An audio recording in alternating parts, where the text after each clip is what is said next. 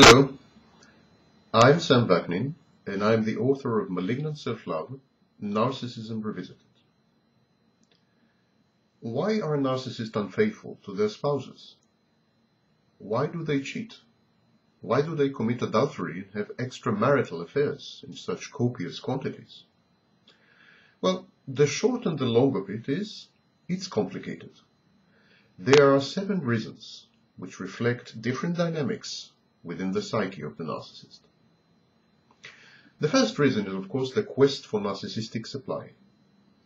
Narcissists are drug addicts, and the name of a drug is narcissistic supply. Attention, adulation, admiration. Narcissists require this input from their human environment in order to regulate their unstable sense of self-worth, in order to restore a modicum of self-esteem, and in order to build self-confidence. But unfortunately, narcissistic supply is a temporary remedy, not a permanent one. The narcissist needs time and again to elicit narcissistic supply from people around him. And one of the ways to do that is sexual conquest. Extramarital affairs provide the somatic narcissist with an endless supply of narcissistic supply. Secondly, narcissists are easily bored. They have a low threshold of boredom. They have a low tolerance for boredom. Sexual dalliances alleviate this nagging and frustrating ennui. They inject color and interest into the narcissist's otherwise monotonous life.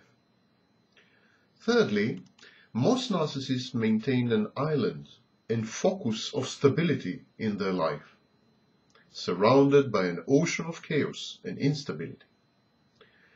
So we can have a narcissist who is stable in the workplace, he has a career path, he has worked in the same firm for decades, but in his private life he maintains extramarital affairs and he's a pathological gambler. So there's always an island of stability surrounded by an ocean of unpredictability, instability, chaos, and perturbation. Extramarital affairs, adultery, cheating on one's spouse, is the narcissist's way of destabilizing his life while maintaining stability in a certain domain or portion. Narcissists feel superior and important, and so they feel entitled to anything and everything. They feel that they are above the law, above social conventions, that they are not required to engage in behaviors that are socially acceptable. They reject emotionally and vehemently and resent all limitations and conditions placed upon them. They act on impulses. Narcissists are impulsive. They act on their drives, urges, and desires, and they feel unencumbered by social edicts and conventions. They feel above it all. Marriage, monogamy, childbearing are common activities. They characterize what the narcissist regards as the average person. There is nothing the narcissist hates more than being average.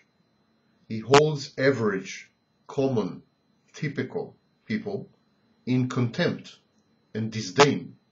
He doesn't want to be like them. The narcissist feels that he is unique, that he is superior, that he is special, that he is not average, that his behavior is not common.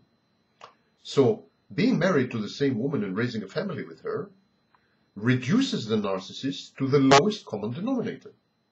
He therefore regards himself as having been coerced into the relationship. And he regards his roles as husband, provider, father, as kind of non-narcissistic pursuits, as narcissistic injuries. He feels wounded by the need to fulfill these roles. And This narcissistic injury, this wound, leads him to rebel and to reassert his superiority and his specialness by maintaining extramarital affairs, by having liaisons with other women outside the marriage circle. The narcissist says, look at me, I am not common, I am not average. Narcissists are also control freaks. Having a relationship means give and take. A relationship is a train of compromises. But narcissists interpret compromises as loss of control. They feel that marriage to a single woman in a monogamous relationship means having been chained and shackled, having lost control of one's life. And so to reassert control, the narcissist initiates other relationships in which he is the one to dictate the terms of engagement. In other words, love affairs.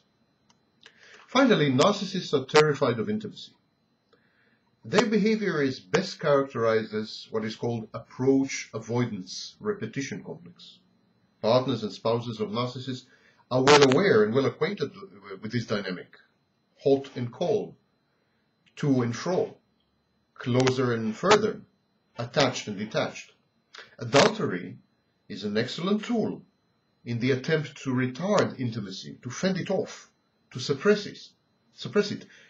And it is also a less threatening mode of interaction because it's not permanent, it's not subject to rules, it's not subject to expectations.